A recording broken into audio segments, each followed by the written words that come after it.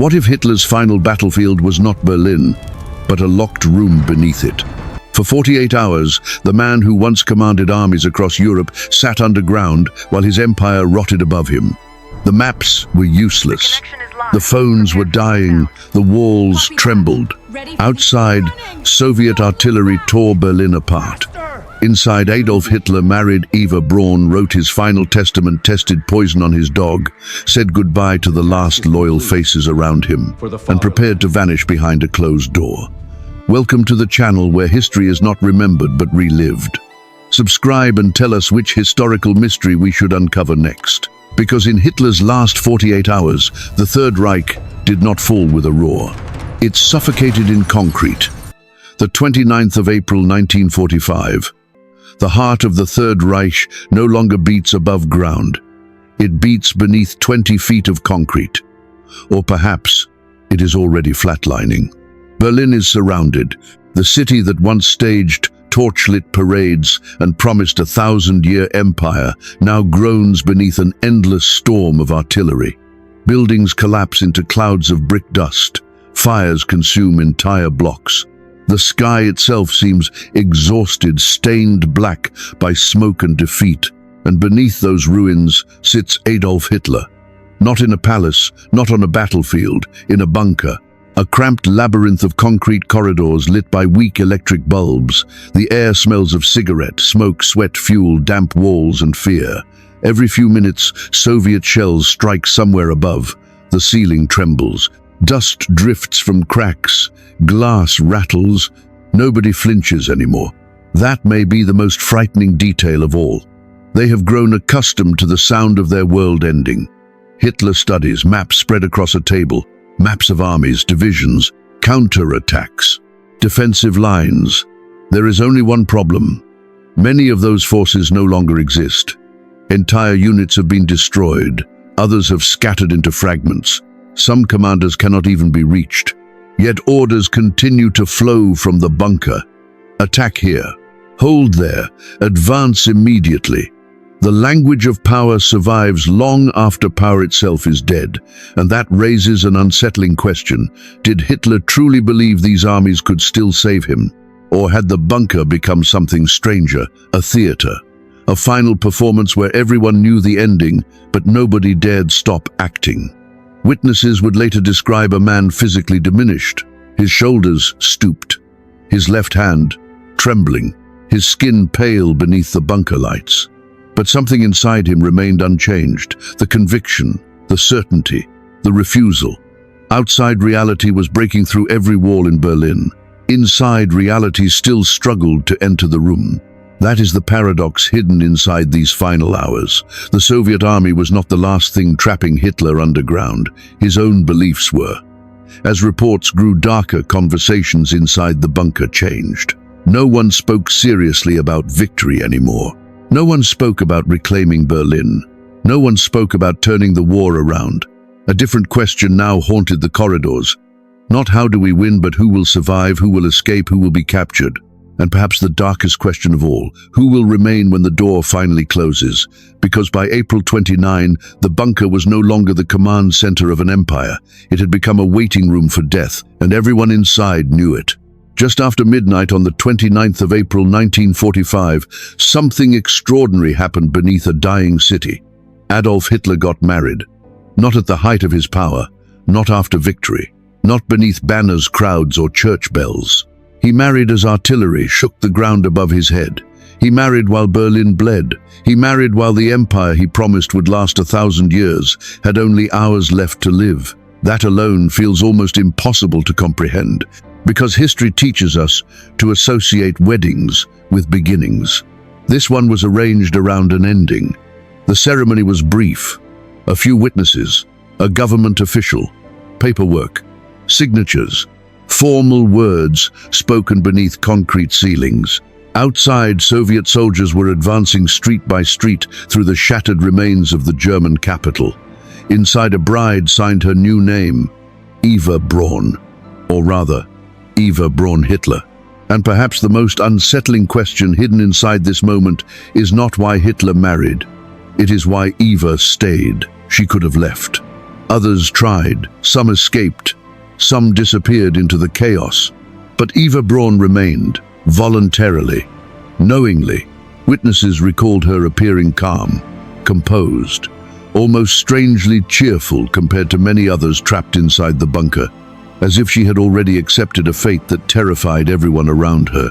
Imagine the atmosphere, the stale bunker air, the distant thunder of artillery, the vibration running through the walls, the knowledge that every hour tightened the noose around Berlin. And yet there was champagne. Congratulations, handshakes, polite smiles. For a brief moment, the bunker attempted something profoundly human: normality. It is one of history's strangest contradictions. The closer death approached, the more desperately people reached for rituals that made life feel ordinary. Perhaps that is what weddings become in moments like these, not celebrations, defiance. A fragile candle lit against approaching darkness. But was this love? That question has haunted historians for decades. Some believe Eva Braun genuinely loved Hitler. Others argue she loved the image he created, the myth, the power, the world orbiting around him. And perhaps the truth lives somewhere between those extremes. Because by April 1945, the myth was collapsing. The uniforms could no longer hide defeat. The speeches could no longer manufacture victory. The future had vanished. What remained was simply a man, aging, exhausted, cornered, and a woman who chose not to leave him. Hours after the ceremony, witnesses remembered laughter, drinks, quiet conversation, almost normal, almost peaceful, but beneath every word lurked a terrible secret. No honeymoon awaited, no tomorrow, no future together, only a sealed bunker, a collapsing city, and a death both of them already knew was coming. The wedding was not the beginning of a marriage, it was the final signature on a shared fate. A few hours after the wedding, Adolf Hitler sat down to leave his final words to history. Not a confession, not an apology, not even an explanation, a testament. The last political statement of a man whose empire was collapsing into rubble above his head. The scene feels almost surreal. Outside, Berlin was being torn apart. Entire neighborhoods vanished beneath artillery fire. Smoke drifted across shattered streets where exhausted civilians searched for water, food, or simply a place to survive another night. Inside the bunker, secretaries prepared typewriters. Pages were arranged. Pens were uncapped. History was about to receive its final message from Adolf Hitler, and here is the chilling discovery waiting inside those pages. Faced with absolute defeat, he admitted nothing. No acknowledgement of the millions dead, no acceptance of responsibility, no moment of moral awakening, nothing. It is one of the great paradoxes of the 20th century. Many people, when confronted by death, search for truth. Hitler searched for someone to blame. The deeper we examine the document, the stranger it becomes. The military situation was hopeless. Berlin was surrounded. The government had effectively ceased to function. The war was lost beyond dispute. Yet the language inside the testament still carried the certainty of a man prosecuting a case rather than surrendering to reality. The empire was dying. The accusations remained alive. Perhaps this is where the bunker becomes most revealing. Not as a military headquarters, not as the setting of a final act, but as a prison built from belief. Because ideologies do not collapse when cities collapse, they collapse when believers abandon them. And in those final hours, Hitler never did. Witnesses recalled him appearing physically exhausted, his movements slower, his body weakened by illness, stress, and years of war. But the worldview remained intact, the same convictions, the same resentments, the same certainty that others were responsible for catastrophe. It raises an uncomfortable question. How long can a human being defend a false narrative before it becomes inseparable from identity itself? By April 1945, admitting failure may have required more than political honesty. It may have required the destruction of the self. And so the document became something haunting, not a farewell.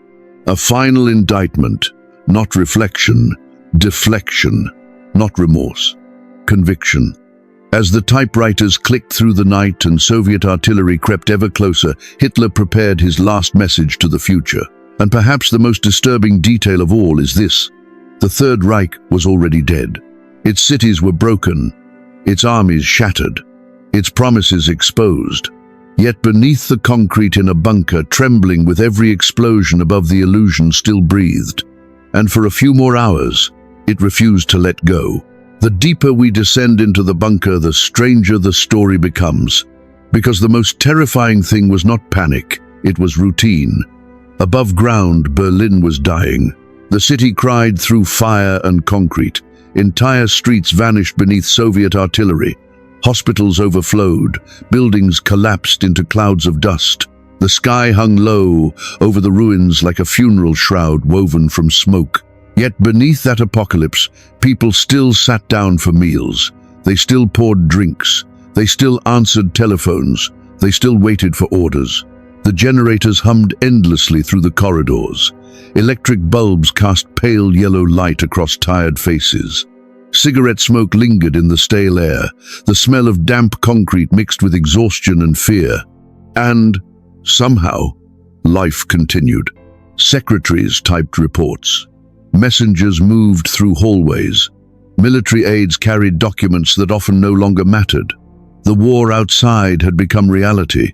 The bunker inside remained ritual. That contradiction feels almost impossible to understand, until we remember something uncomfortable about human nature. The mind often protects itself from terror by pretending tomorrow still exists. Witnesses recalled moments of laughter, not joyful laughter, something stranger. The laughter of people standing at the edge of a cliff and refusing to look down. Eva Braun reportedly tried to maintain a sense of normality. She changed outfits, spoke politely, smiled, as though elegance itself could push back against approaching death. Others clung to routine with similar determination. A cup of coffee, a casual conversation, a typed memorandum. Small acts of order inside overwhelming chaos. Perhaps because admitting reality would have shattered what little remained of their emotional defenses. And then there was Joseph Goebbels, still loyal, still present, still following Hitler into the darkness. History often teaches us that loyalty is noble. The bunker asks a far more disturbing question. What happens when loyalty survives after truth has died? The answer echoed through those underground corridors. Because this was no longer a government, no longer a military headquarters, no longer even a functioning state. It was a gathering of believers trapped inside the wreckage of a collapsing myth. Power sat beside fear. Devotion sat beside denial. Hope sat beside certainty of death. All sharing the same stale air. All listening to the same artillery creeping closer. Every passing hour narrowed the distance between the bunker and the Soviet army. Everyone knew it. Nobody could stop it. Yet the performance continued. The conversations, the routines, the waiting. And that may be the most haunting image of all. Not chaos, not screaming, but ordinary human behavior continuing beneath a city that was already becoming a graveyard. As Berlin burned above them, the bunker became a stage where reality and illusion shared one final table. And reality was beginning to win. Morning arrived on the 30th of April 1945, or at least the clock claimed it had. Deep beneath Berlin there was no sunrise, no birdsong, no reminder that a new day had begun. Only artificial light, concrete walls, stale air, and the distant thunder of Soviet artillery drawing closer with every passing hour. Adolf Hitler awoke inside a world that no longer belonged to him. The reports waiting on his desk carried no hope, no reinforcements, no miracle counteroffensive, no hidden army rushing toward Berlin's rescue. The Soviet ring had tightened. The war was over. Only the final act remained unfinished. And perhaps that is what makes this morning so unsettling. The uncertainty was gone. For months there had been possibilities, bad possibilities, desperate possibilities, impossible possibilities. Now there was only certainty. The bunker had stopped asking whether the end would come. It had begun measuring when. Witnesses later described an atmosphere unlike ordinary fear. Fear still contains hope. This was something colder, a suffocating acceptance that settled into every corridor and every conversation. People spoke quietly, moved carefully, waited, as if making too much noise might disturb the inevitable. Then came one of the most disturbing episodes of the final hours. Hitler ordered a test of the cyanide capsules intended for suicide, not on himself, on Blondie, his German shepherd, a dog that had accompanied him faithfully through years of war and isolation. The animal trusted the hands around it completely. Moments later, it was dead. The event lasted only minutes, yet it reveals something chilling about the atmosphere inside the bunker. Death was no longer an abstract possibility. It had become procedure, verification, preparation, administration, like checking a watch before boarding a train. Imagine the silence that followed. The lingering smell of chemicals, the uneasy glances exchanged between witnesses, the realization spreading through the room. If the poison worked on the dog, it would work on everyone else. That is the moment when the final morning changes character. It is no longer about survival, it becomes about control. Because Hitler was no longer choosing between life and death. That choice had effectively disappeared with the collapse of Berlin. The decision before him was narrower, more personal, more revealing. How would the story end? How would history find him? Captured, displayed, humiliated, or gone by his own hand? Outside, Soviet soldiers fought through the ruins street by street. Inside, another countdown was unfolding. Invisible, silent, measured not in miles or military reports, but in minutes. And somewhere beneath the trembling concrete of the bunker, everyone could feel it. The end was no longer approaching. It had arrived. By the afternoon of the 30th of April 1945, there was almost nothing left to decide. The war was lost. Berlin was dying. The bunker knew it. The people inside knew it. And Adolf Hitler knew it. What remained was farewell. Not the kind history usually remembers. No balcony speeches. No cheering crowds. No final declarations echoing across a nation. Only a narrow corridor buried beneath ruins.